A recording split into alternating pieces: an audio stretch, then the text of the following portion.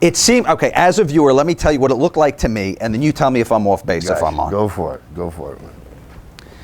Chief or whoever's in charge of sending the guy out goes, oh, Christ, I don't know. Frank, go. And you said, what do I got? And you said him. And you went, I'm going to kick the shit out of this guy today. Whatever, bad day, long morning, doing promos, a little hungover, whatever. Sat down, tried to talk to him, wasn't going well, bang, bang, bang, that's the end. Not a lot of planning, not a lot of talking to Frankie. Frankie might not even known it was going to happen. That's Holy my guess. Cow. I love it. I love it. Wow. That's really interesting. Okay. Now you're going to blow my cover and you're going to say this was meticulously discussed between me and Frankie. No. How the fuck does a guy with an accent like that get a name Frankie Williams? First of all, we could start there. Okay. So, I don't know who the guy's going to be. I'm not getting the intel here. And then it's Frankie Williams. And I swear to you, like if you were Frankie, from the second I sat down and I grabbed the mic and they turned the camera on, I had nothing. Nothing. And Frankie Williams is like the only Puerto Rican I know with freckles. And I'm looking over at this guy.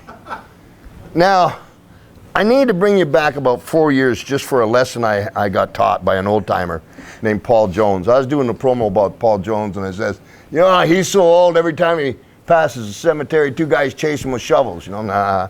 Paul Jones says, come here, asshole. Really putting me down like that really draws, you know, I got the hour lecture right now, okay. So you don't do that kind of stuff.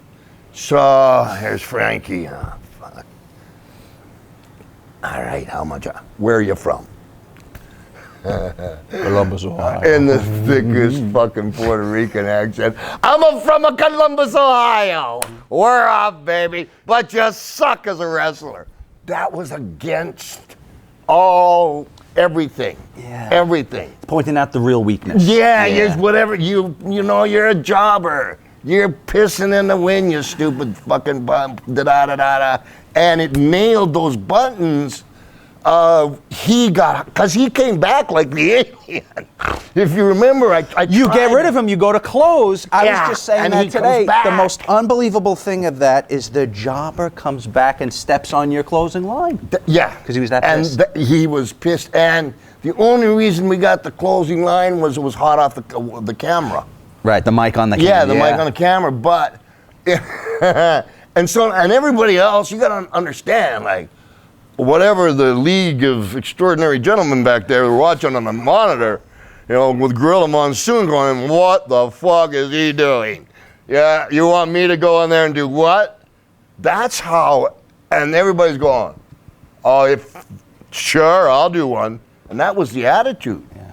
And the fact that Frankie Williams came back, you can't figure that one out.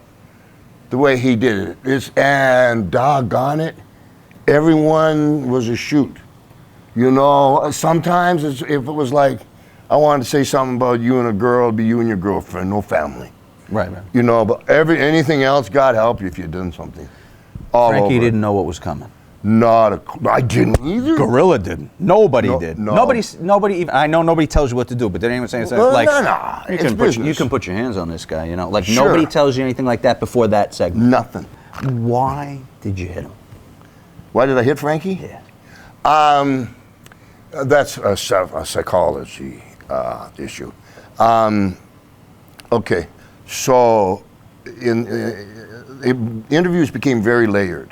And also beats per action, and you all layer this in.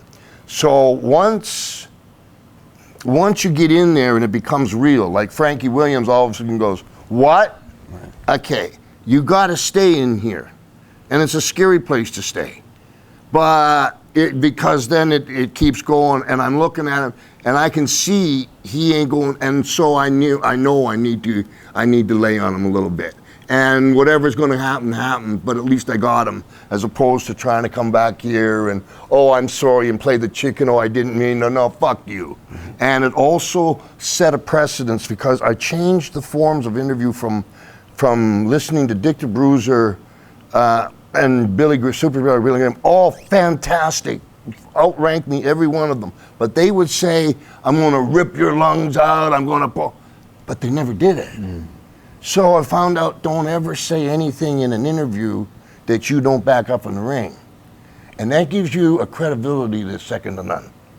So with Frankie, when he wanted to get all mad at me, oh really? All right, it's got to get to the next place. And then when he came back, we really picked it up and boom, tag on your That looked like a little stiff knee lift. A little there. bit. Little So now MMA take me there. behind the curtain after this. Holy cow, you could have heard a pin drop. Specifically, Frankie's he waiting for you? No, he's got a towel around his neck, and he's like, what the fuck was that kind of thing going on? And the, even Gorilla, it was quiet. It was, it was horrible. And I guess, they finished the TV, they finished the TV, and then they had a meeting after, and Vince went nuts. On you? No, went, sign him, do it, roll with them. Because this is still your trial period, right? Yeah, You're saying the a little fight, bit? Okay. and so they go, oh man, boom, roll with it.